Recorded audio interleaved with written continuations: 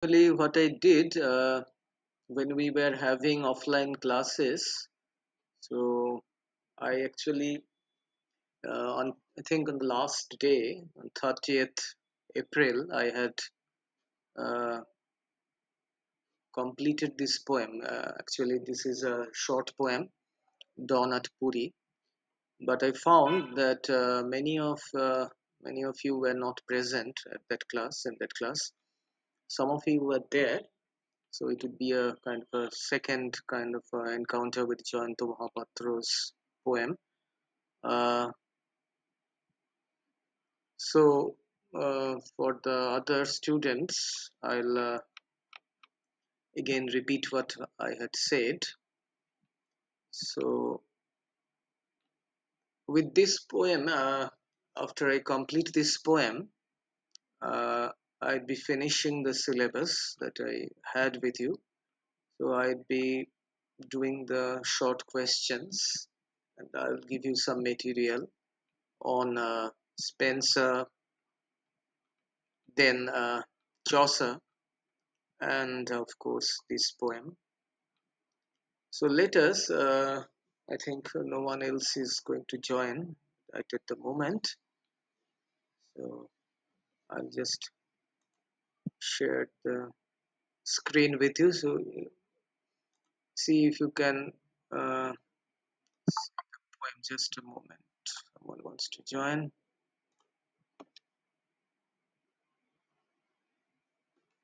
Okay, so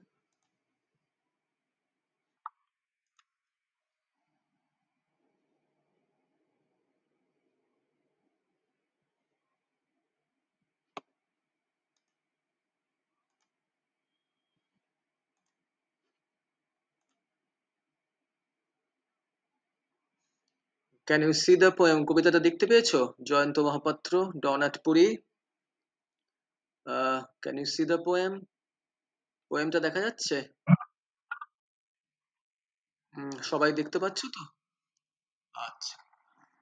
So this is our poem, and Jayanta Mahapatra, as you probably know, he is, as I had told you earlier in the class, that he is one of the three most uh, important early Indian English poets, along with A.K. Ramanujan and Partha Sarathi. So, like as you know, Anand, R.K. Narayan, and Raja Rao in the realm of Indian English novel. So, the, these three poets are quite renowned, and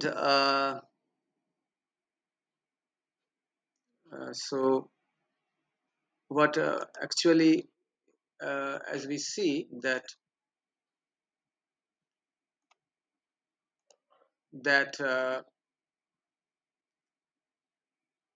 Jayanta Mahapatra's poem Dawn at Puri uh, is about his hometown of actually it is not actually his hometown perhaps, but he is from Orissa, and he is writing about uh, Puri, which is a holy city, as know, and since it is the abode of uh, Lord Jagannath, the temple of Lord Jagannath is situated in Puri, and here you will find that Jayanta Mahapatra gives us a number of pictures, a number of pictures of this this sea beach at Puri.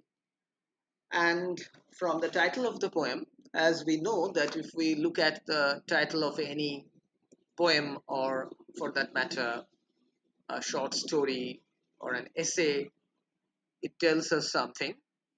And here also, by looking at this particular title, Dawn at Puri, we understand that Jayanta Mahapatra is going to portray a picture of this uh, town of Puri in the early morning, in dawn. So he is going to present this picture to us. And let us now read the poem. Endless crow noises, a skull in the holy sands tilts its empty country towards hunger. So I'll just take each stanza one by one. As you can see that each stanza here, uh, they are of 3 lines. Now, the poem, it begins with a kind of a startling uh, image.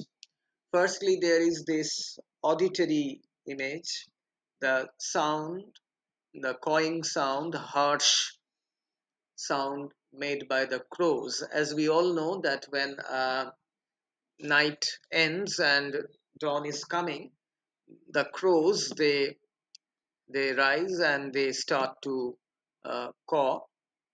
So they start their uh, noises, harsh noises, and so the time is early morning here, and the poet Jayanta Mahapatra, he is presumably he has come out and he is roaming around on this sea beach, and he hears the sound of these the noises made by these birds, which are of course which not exactly very pleasant to hear when they are kind of shouting together. So now, as we see here, the first line gives us the auditory image, endless crow noises, the kind of a cacophony of the sounds made by these crows, which seem to be endless. The second line, it gives us a kind of a startling image, a skull in the holy sands. So just notice how the poet juxtaposes two different things. One is the skull, which is the part of a skeleton, a part of a skeleton which is lying there, and it is detached uh, from the body as such, from the skeleton as such. And presumably, as we know that the poet is going to talk about the uh, cremation place which is nearby, and most probably this skull was not uh,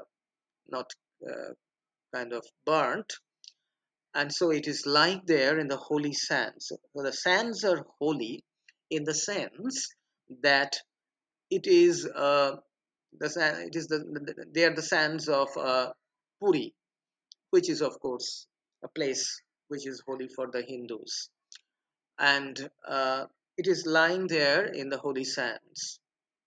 So the skull, uh, it is lying there, and the poet comes across this particular skull when he is uh, walking along the beach, and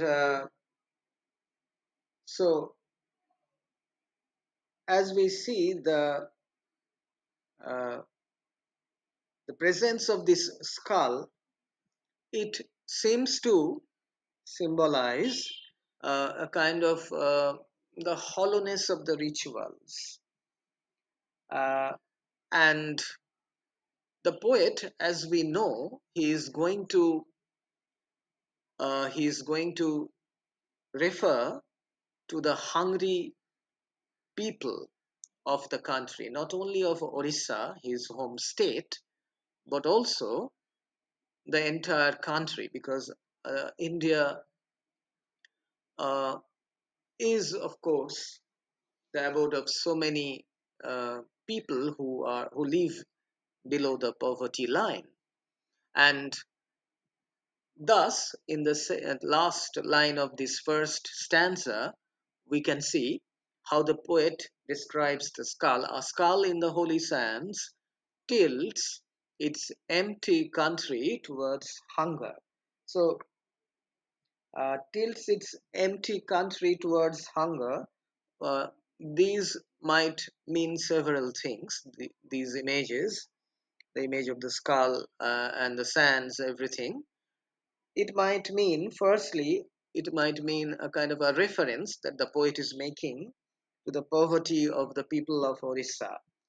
And the skull that is lying on the sea beach, perhaps it symbolizes the destitute people, the poor people who live near the holy temple of Lord Jagannath.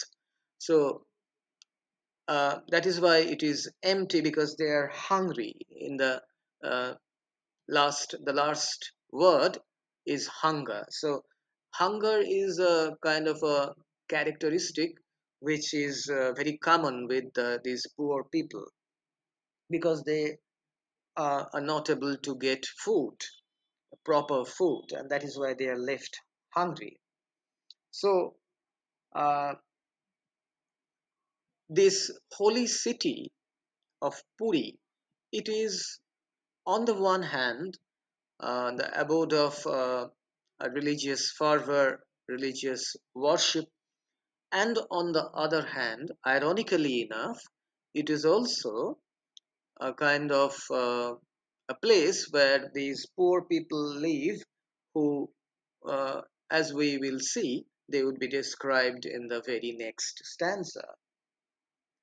So it is a kind of a symbol, and the emptiness, the utter hollowness of the situation, the state, the condition of the people, that is perhaps symbolized by uh, these images that we get in the very first stanza of the poem. And next, perhaps also Jayanto Mahapatro is pointing out uh, the nature, the hollow nature of the rituals, the religious rituals which are practiced, uh, uh, especially here in Puri, in this holy city. So that is why it might be empty as well, where people are going hungry, they do not get food. Uh, these rituals perhaps appears to the poet to be meaningless or empty. So the skull as a part of the skeleton, that is of course a symbol of emptiness when death has come and taken away the individual, and it also might mean the empty rituals, the hollowness of the religious rituals. So both meanings might be there. Now let us move on to the second stanza, and here we see how Jayanta Mahapatro is describing certain women, white clad, widowed women, past the centers of their lives, are waiting to enter the great temple. So here, uh, the poet is referring to the widows.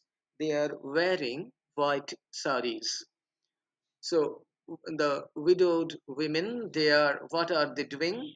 They are actually waiting in the early morning when the gates of the temple, the great temple, that is the temple of Lord Jagannath, they would be opened, and they would be perhaps allowed to go inside, and presumably they are engaged in begging, because they do not have any kind of work, and their daily ritual consists in going inside the temple early in the morning and staying there and begging alms from the pilgrims, all the people who visit the temple.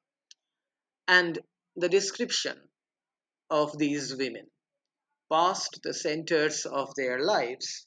So, uh,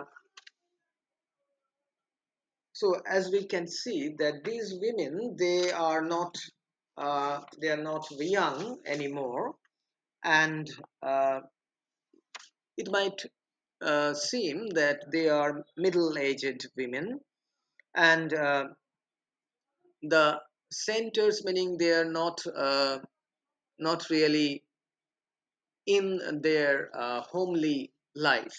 So they are detached from their homely lives, and they are staying uh, with each other, staying together um, in some place probably, but they are uh, not in their homes because they are widows, and that is why they are detached from the center.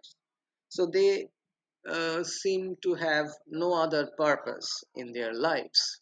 So they're kind of uh, uh, the center, this word, it might kind of symbolize, or it might refer to this, the center of a homely life, the life that one might lead in one's home, the comfortable life.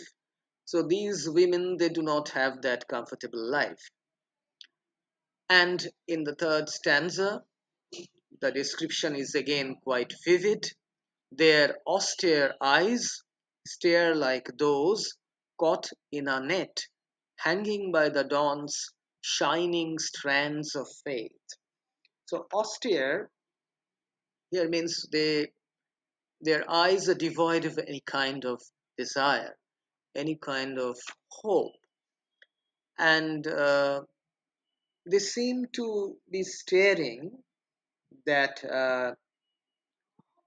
in a kind of a state of hopelessness at whatever they see, and their eyes are the look in their eyes, those are very similar to the uh, some fish or something that is caught in a net. That is uh, their state in life is very pitiful.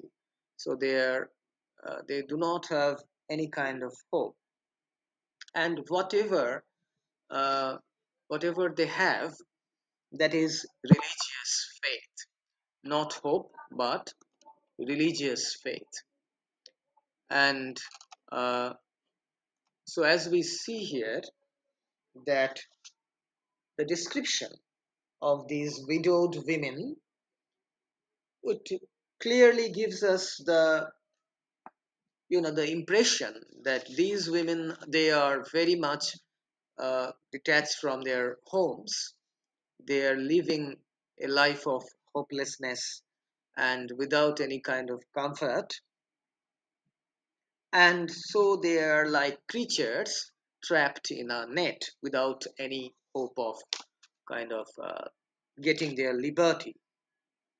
So as we can see, the net the net that is referred to here is perhaps it might be the symbolical net of the patriarchal dominance, the patriarchal society which dominates over these women. Now that they have lost their husbands, their homes, their families, they have to live a miserable life.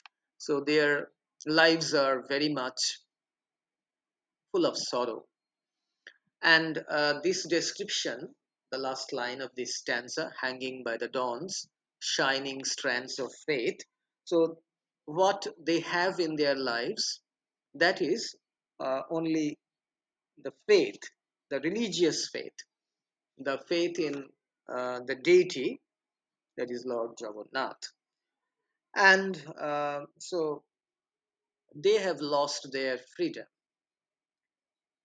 since they are not centered in their family lives. And that is why the poet describes them in this way. And so, as we see, the description also gives us quite aptly their condition. What is their state? How are they living? And of course, they are poor women, and they live by begging. So there is a kind of a criticism also, as we can see, an implied criticism on the part of the poet, who sort of criticizes indirectly the condition which sort of leads them, which is leading these women to live this life, this kind of life. Now, next there is another description uh, of another group of people. The pale early light catches ruined, leprous shells leaning against one another, a mass of crouched faces without names. So, in this stanza, in the previous stanza, we saw the picture of these widowed women.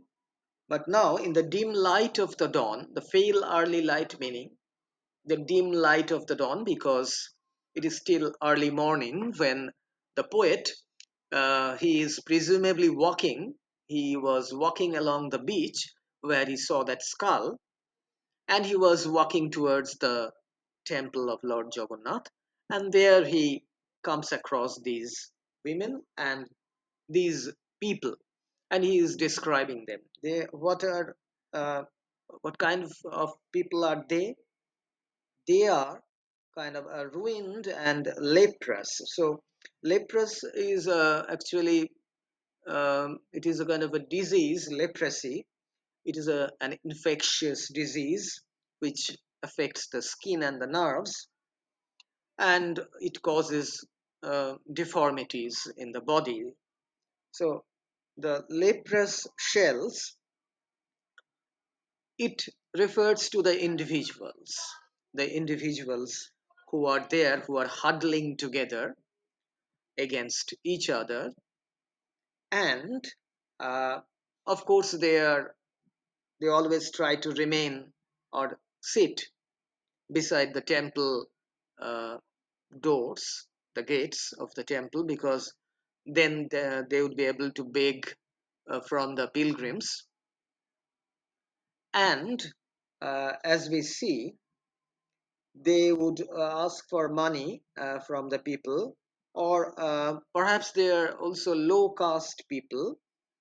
They they are not allowed to enter the temple. Perhaps that is also the references there, but this kind of visual image of a kind of a diseased uh, group of individuals, people who are suffering from leprosy, this kind of a abnormal skin condition, that is of course kind of a symbol, and that is a symbol of the state of Orissa, the state of India as such.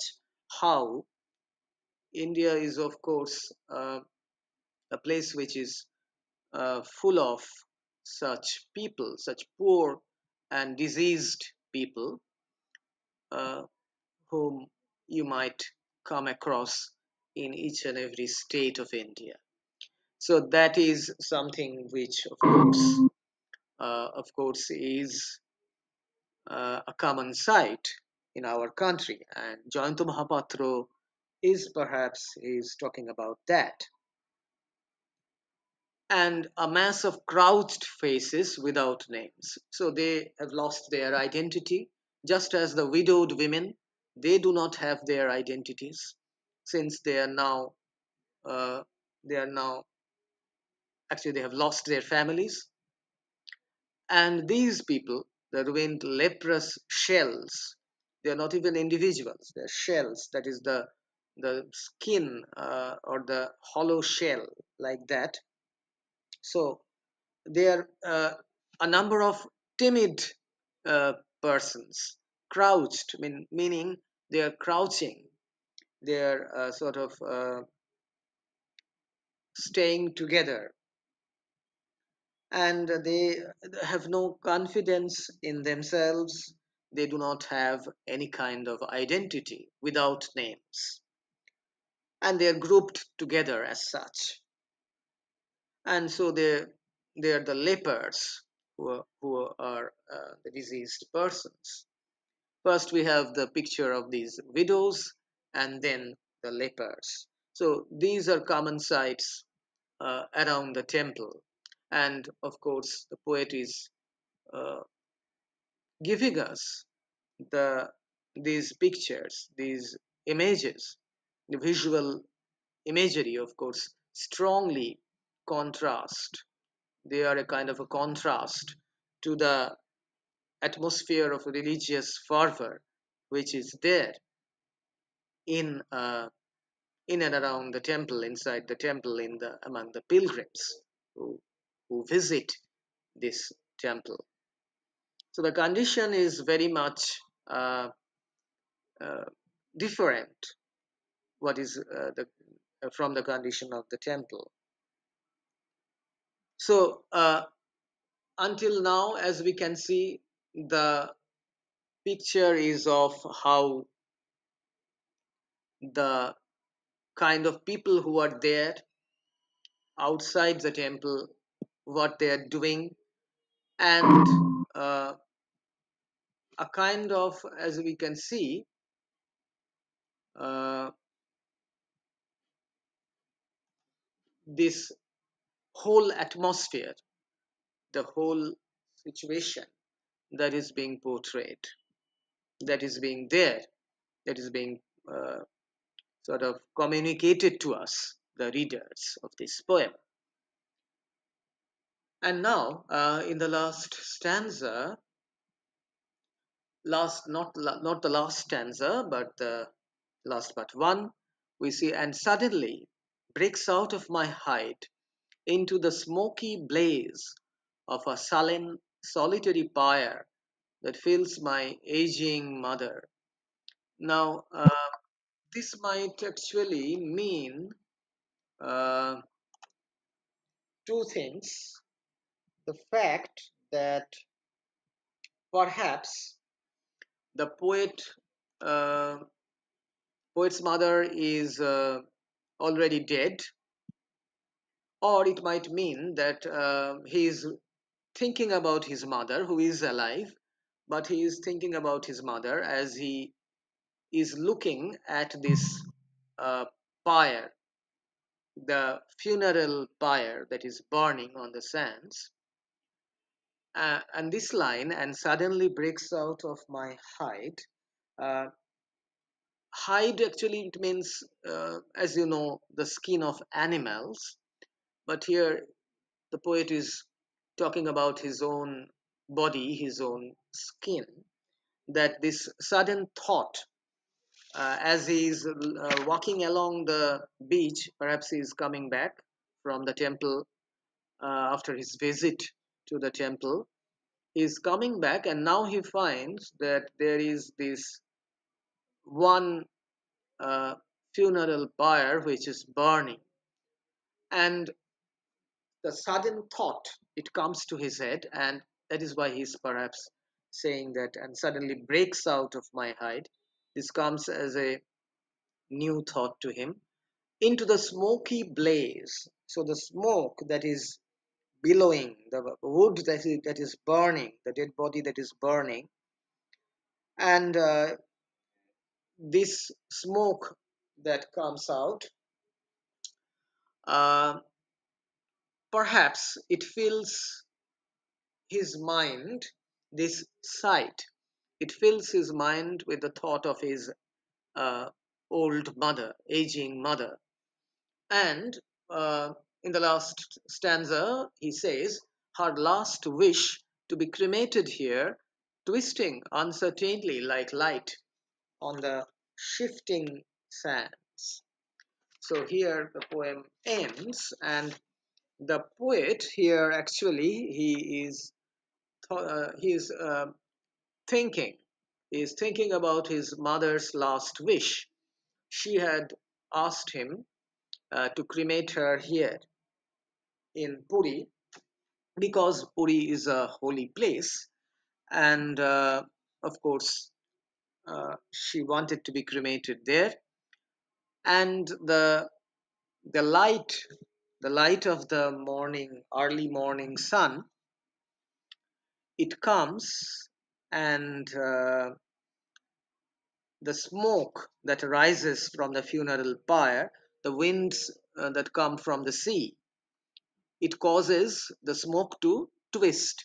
So they move upwards in a zigzag way because of the wind, the sea wind, and uh, he is trying to, the poet, that is, he's trying to, uh, he thinks of his mother, and he is thinking that, like this person who is being cremated, his mother also wanted to be cremated, well, or she had told him that she should be cremated here. So on the sandy sea beach in the holy town of Puri. So dawn at Puri, it is not a very pleasurable kind of a dawn, as we can see, because right from the beginning of the poem, we would be able to distinguish many different images and kind of, underlying message that the poet is trying to give us, that the poet is trying to convey to us, the readers. The fact that Puri is a town which is not different in any way, even though it is a holy city, it is not different in any way from the other cities of India, since it is also uh, a kind of place which is full of you know, the scenes of poverty, the scenes of disease and death, which sort of engulf everything. So, if you read this poem, since you have already read this poem more than once, I believe, so many different meanings would be coming out. It is not apparently just a description of the dawn at Puri, as the title of the poem might lead us to believe at the beginning, but it has many layers of meanings. It is a kind of, as I told you, it is a kind of a criticism of the widowed women, how these women, they are forced to live such lives of loneliness, hunger, and poverty, how the lepers, they are sort of banished from the society as such because of their the disease, the infectious disease that they are suffering from, and the discrimination against them, both these widowed women and the lepers. So everything, it seems to combine and present a holistic kind of an image of poverty, and an image of, you can say, this image which is there of a collective consciousness of the poet, which gives him this knowledge that India is basically, it is a place full of hunger, poverty, disease, all that is those things which have some negative connotations. So the holy city of Puri, it might be the abode of Lord Jagannath, but it is very much also part of the general scenery that is prevalent throughout our country. So Jayanta Mahapatro, it seems to us that he is trying to make us aware, the readers, to make his readers aware of the kind of state in which these people live in this holy city, and the sorry state uh, that they live in, and the discrimination, of course, because of the kind of lives they lead, the disease they are suffering from, and how they are devoid of any kind of hope, any kind of good thing happening in their lives. Nothing positive happens in their lives. It is a kind of living from day to day by begging from the pilgrims. So, this is the poem. If you have any kind of doubt regarding any line, you might ask me now. So, we can discuss. So, is it clear, or is the, is there any doubt in your mind regarding anything that you would like to ask me? Yes. Hmm. Last line of the third stanza. Okay, let us hanging by the dawn's shining strands of faith. Yes, yes. So, as you see here, what the poet is saying, he is describing these widowed women. Now, he is describing their eyes, and the eyes, they do not have any kind of color, any kind of beauty, any kind of hope in them. So, austere eyes, and they are being compared to the animals or fish caught in a net, as they are kind of in a hopeless kind of a situation. They have lost their families, they have lost their husbands, they have lost their children, everything in their lives, all the good things in their lives are gone. So they're, as he says, they are caught in a net, and of course that means devoid of being any kind of hope. Now, hanging by the dawn's shining strands of faith. What does this line mean? So, they have only one thing that they are clinging to. They are hanging or kind of clinging to in this early morning, the dawn's the early morning sun. It seems to uh, give them a kind of a religious faith, the religious faith that they share with each other, and that is the only thing, the faith in Lord Jagannath, because they are living near the temple, and each morning, early in the morning, they are sort of, they are waiting to enter the temple, as we see in the previous stanza. So, in spite of having lost uh, all their sort of hope, all their liberty, everything, the one thing that is perhaps left is their firm belief in religion. And in spite of their unhappy circumstance, unhappy condition, what is sustaining them, what they are living, uh, they have something to live by, and that is the religious faith, and the faith of perhaps God being kind to them, and that is the only hope, the shining strand of faith, which is still shining in their minds, in their hearts. Otherwise, it is all a kind of blank. And so that is what the poet is trying to refer to here, to the widowed women and the faith in God which they have, and which is kind of like the early morning sun with its beautiful dawn, you know, the color early morning. That is the only color in their lives. Perhaps that is the meaning, the shining strand, and that is the faith in God.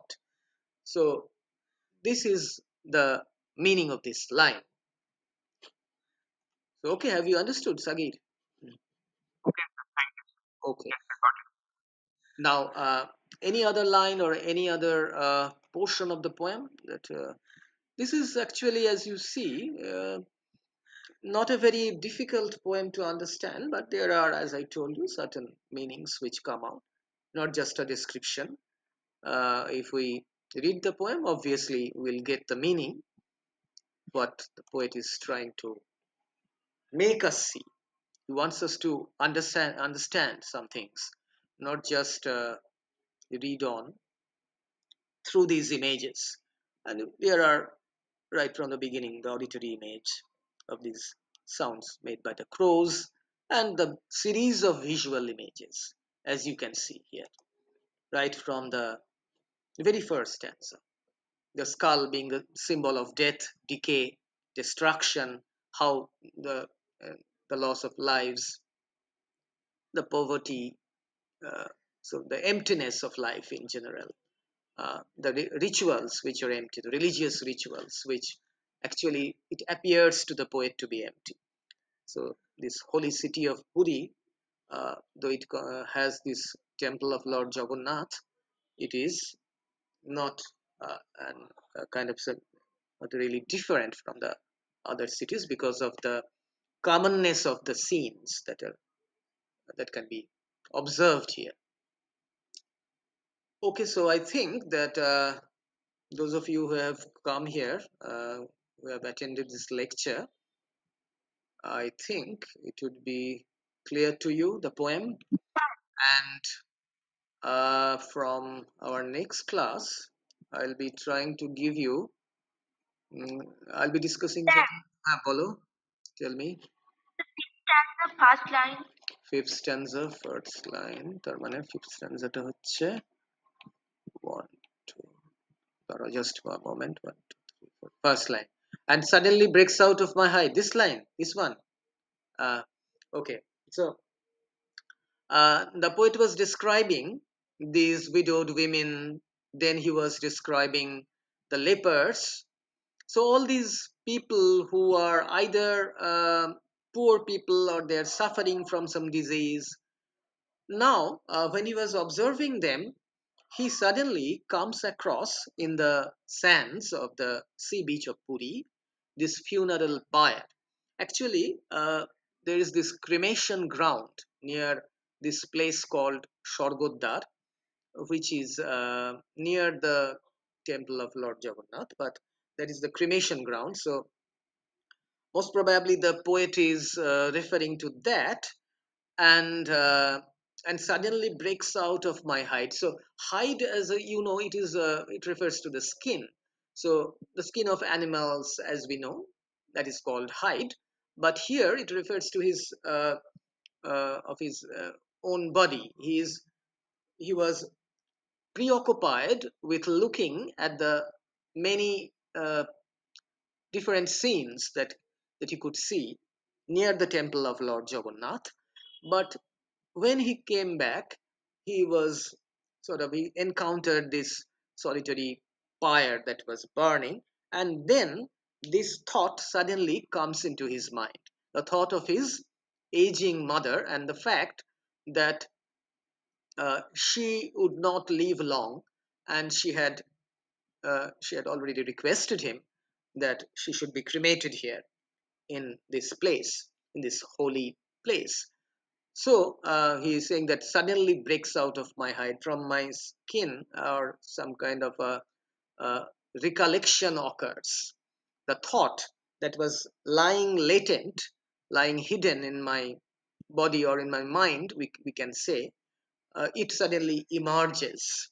And I am reminded when I looked at the funeral pyre that is burning, I suddenly uh, am reminded of that last wish which my mother had asked for. So that is the sudden reminder that comes to the poet with the sight of this, funeral pyre. Okay, have you understood? Okay.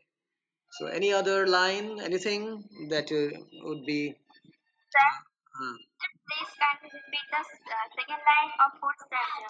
second line of fourth stanza?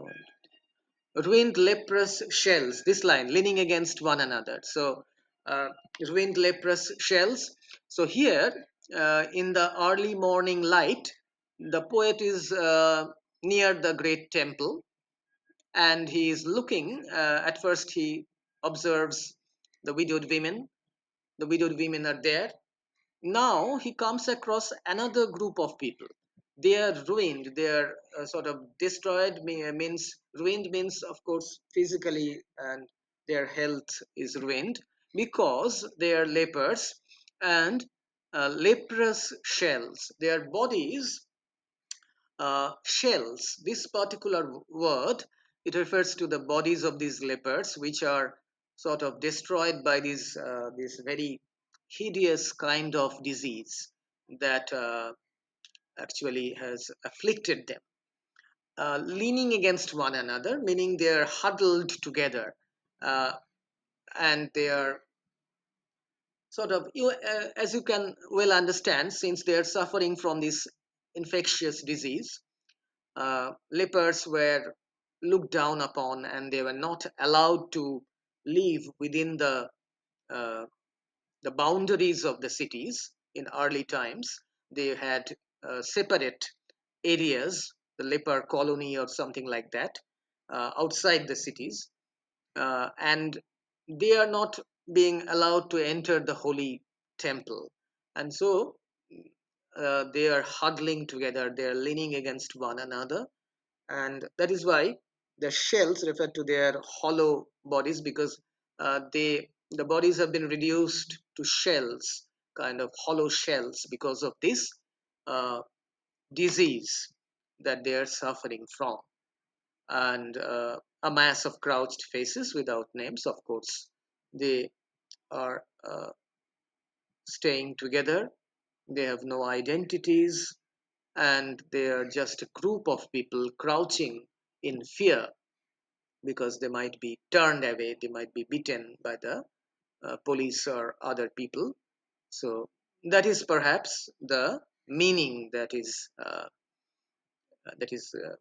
the poet wants to convey here. And of course, he is referring to the by this reference to the leopards. He wants to point out the diseased state of his fellow human beings, fellow Indians, as he does when he looks at, or when he refers to the widowed women who have no hope in their lives apart from this religious faith.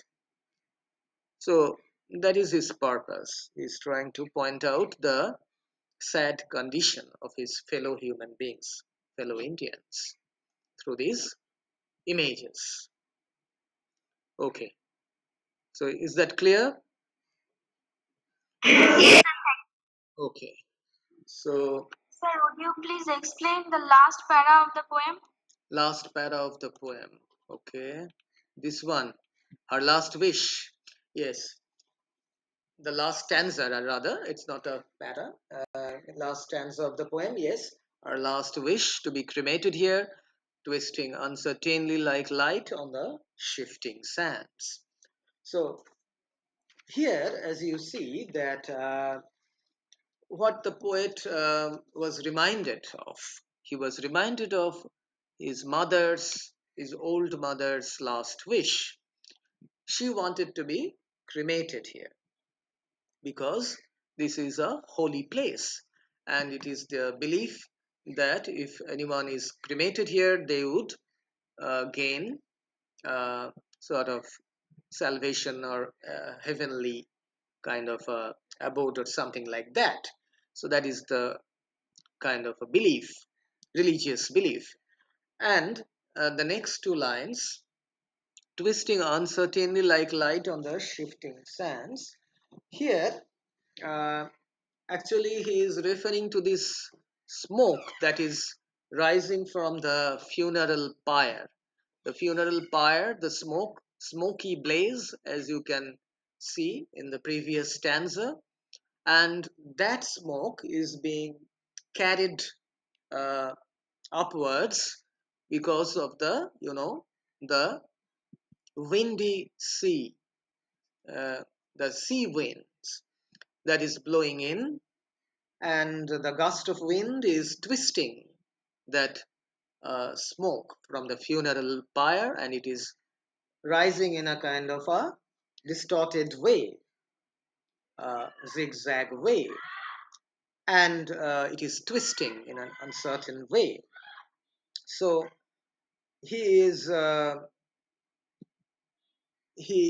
poet is looking at the early morning light, which is mingling with this smoke. There is a kind of a mixture of the smoke and the light, and it falls on the sands, the sea beach. So there are three images here that those three are combining to give a sense of a holistic image here. The shifting sands. The wind is also ruffling, it is moving the fine grains of sand because it's a strong wind. It is not only carrying the smoke from the funeral pyre in a very twisting fashion, but also the sands are being blown away. So the last stanza, you can have a kind of an image of as you can see, three the light of the dawn, the smoke that is rising, and the sand that is being blown away by the strong gust of wind. So that is the image that we come across here. Okay, all right. So I think you have understood this poem, and I would then, if you do not have any other question, we can end the class here. And do you have any other question? I don't think so, but it's probably so we can end the class